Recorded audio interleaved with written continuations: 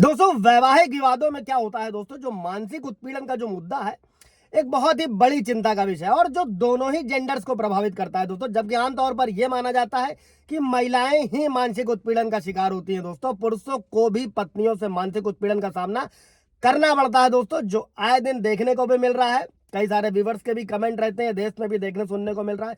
और जो भी पुरुष अपनी पत्नियों द्वारा मानसिक उत्पीड़न के शिकार हो रहे हैं दोस्तों या होते हैं, तो उनके पास भी कई सारे कानूनी विकल्प होते हैं दोस्तों। बीएनएस की भारतीय न्याय संहिता की कई धाराएं व्यवस्था करी गई है, जिसके तहत एक पति अपनी पत्नी के खिलाफ मामला दर्ज कर सकता है दोस्तों। और अगर उसे लगता है कि पति का मानसिक उत्पीड़न, साजिश करी जा रही है, झूठे आरोप लगाए जा रहे हैं, शारीरिक नुकसान पहुंचाया जा रहा है दोस्तों, तो आज उन सभी धाराओं को इस वीडियो में हम लोग स्टेप बाय स्टेप समझने वाले हैं। सुप्रीम कोर्ट के और हाई कोर्ट के जजमेंट भी इन धाराओं के साथ समझेंगे दोस्तों। जय हिंद, नमस्कार, मैं एडवोकेट आशीष मिश्रा। लाइक कर दीजिएगा, शेयर कर दीजिएगा, सब्सक्राइब कर दीजिएगा दोस्तों, ताकि इन्फॉर्मेशन और लोगों को मिल सके और लोग भी अपने मुकदमों में इन धाराओं का इस्तेमाल कर सके और बेनिफिट पा सके। और कैसे भी चल रहे मुकदमे को मैं हमेशा रिपीट करता हूं दोस्तों, अगर सालों साल मुकदमा खिंच रहा है, हाईकोर्ट आइए, डायरेक्शन लीजिए, मुकदमे को खत्म करिए और अपने जीवन में आगे बढ़िए।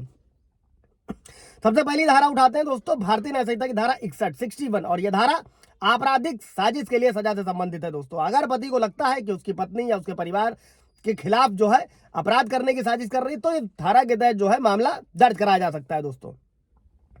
तो ये हो गई दोस्तों 61 भारतीय न्याय संहिता। इसके बाद भारतीय न्याय संहिता 201 दोस्तों, इस धारा का इस्तेमाल कब कर सकते हैं आप दोस्तों? ये धारा तब लागू होती है जब पति को यह लगता है कि पुलिस अधिकारी उसकी पत्नी के साथ में मिलकर उसके खिलाफ झूठी शिकायत दर्ज करने या फिर झूठे दस्तावेज तैयार करने के लिए सांठगांठ कर रहे हैं दोस्तों। और इस धारा के तहत जो लोक सेवकों द्वारा कदाचार का जो आरोप लगाते हुए मामला दर्ज किया जा सकता है दोस्तों। ये टिपिकल भाषा है, थोड़ी सी साधारण भाषा में ऐसे समझिएगा कि जो भी झूठे दस्तावेज अगर ऐसा कुछ किया जा रहा है तो आप इस धारा के तहत शिकायत दर्ज करा सकते हैं। सवाल जवाब होगा, कमेंट में पूछेगा, वो भी क्लियर किया जाएगा दोस्तों।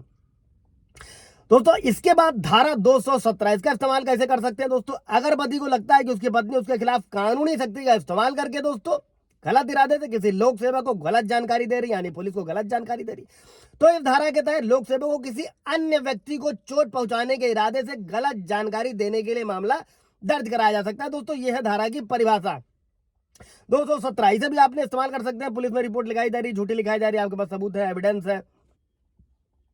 हैबियस कॉर्पस भी एक रिट होती है दोस्तों, जैसे अभी मैंने बताया था मैंडेमस रिट, आप अपने केस को आगे बढ़ा सकते हैं। इसी की तरह फर्जी गिरफ्तारी होती है, तो ऐसे में आप हाई कोर्ट में हैबियस कॉर्पस लगा सकते हैं और कोई भी जो गिरफ्तार किए गए उसे जल्द से जल्द रिलीज करा सकते हैं इस कानून के तहत। अभी धारा 227 दोस्तों, ये सभी आपके काम आने वाली है।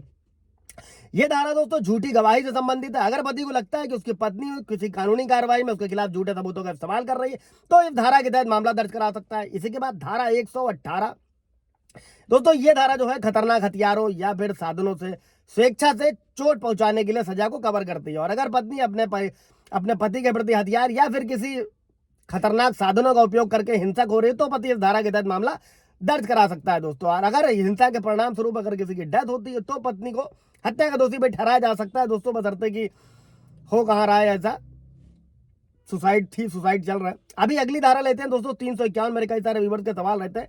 होता क्या है, ये आपराधिक धमकी से संबंधित है दोस्तों। अगर पति को लगता है कि उसकी पत्नी उसे या फिर उसके परिवार को डराने के लिए धमकियां दे रही है या दिया जा रहा है, तो इस धारा के तहत आपराधिक धमकी का मामला दर्ज कराया जा सकता है दोस्तों, बशर्ते ये सब नॉन कॉग्निजेबल ऑफेंस है। 351 दोस्तों, इसमें डायरेक्ट एफआईआर नहीं होती, इसमें आपको मजिस्ट्रेट के पास जाना पड़ता है। इसके लिए पूरा ब्रीफ वीडियो अलग से बना देंगे। अभी हम लोग धाराओं की तरफ बढ़ते हैं। इसी के साथ में दोस्तों, आप पत्नी ने अगर झूठे मुकदमे दर्ज करा दिए या मुकदमा दर्ज करा दिया है, तो भारतीय नागरिक सुरक्षा संहिता की धारा 250 और यह धारा झूठे आरोपों के खिलाफ सुरक्षा प्रदान करती है। अगर किसी व्यक्ति को लगता है कि उसके खिलाफ बेबुनियाद शिकायत दर्ज की गई, तो इस धारा के तहत जो है वो आरोपों को खारिज करने की मांग कर सकता है। इसमें कई सारे सबसेक्शन है, जैसे कि सबसेक्शन 1 के मुताबिक दोस्तों, अभियुक्त जो भी है जिस पर आरोप लगाया गया है 60 दिनों के अंदर डिस्चार्ज के लिए आवेदन कर सकता है।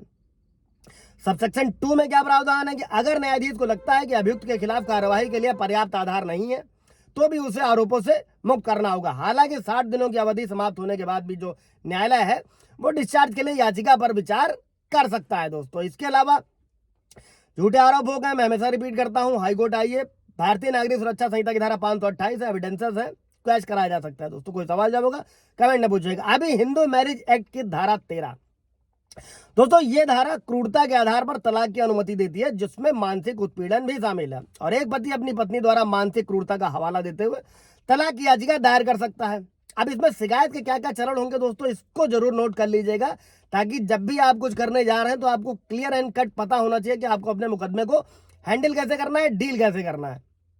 सबसे पहला एविडेंस इकट्ठा करना। शिकायत दर्ज करने से पहले मानसिक उत्पीड़न के सबूत इकट्ठा करना महत्वपूर्ण है। इसमें call recording, video recording, social media, जो भी संचार हो रहा है, जो भी वार्तालाप है, अगर पत्नी किसी और के साथ रह रही है उसके एविडेंसेस और कोई रिलेवेंट डॉक्यूमेंट है शामिल हो सकते हैं। इसके बाद क्या करना है, पहला कदम स्थानीय पुलिस स्टेशन में एफआईआर दर्ज करना है। उसमें उत्पीड़न की घटनाओं और कानून की उन धाराओं का विवरण होना चाहिए दोस्तों, जिसके तहत शिकायत दर्ज की जा रही है, जो मैंने अभी आप लोगों को बताया। और अगर पुलिस कार्रवाई नहीं करती है, अमूमन नहीं करती, अमूमन करती भी, और उच्च अधिकारियों के पास शिकायत दर्ज की जा सकती है।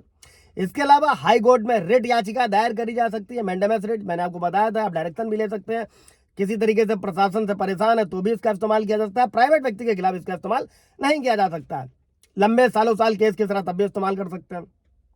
और अगर दोस्तों मामला अदालत में जाता है तो कानूनी कार्रवाई में सहयोग करना, सबूत पेश करना और कानून के निर्देशों का पालन करना आवश्यक है। और कोर्ट में मानसिक उत्पीड़न साबित करना चुनौतीपूर्ण हो सकता है दोस्तों, होता ही है, क्योंकि इसमें अक्सर क्या होता है कि भौतिक जो होते हैं, फिजिकल एविडेंस होते हैं, उनका अभाव होता है। और इसके लिए परिस्थितिजनक साक्ष्य, गवाहों की गवाही और जो भी अपमानजनक व्यवहार हो रहा है उसके दस्तावेज पूरी तरीके से अच्छे तरीके से पेश किया जाना चाहिए दोस्तों। ये पूरा डिटेल वीडियो था दोस्तों। कोई सवाल जवाब होगा तो कमेंट में पूछिएगा। Thank you.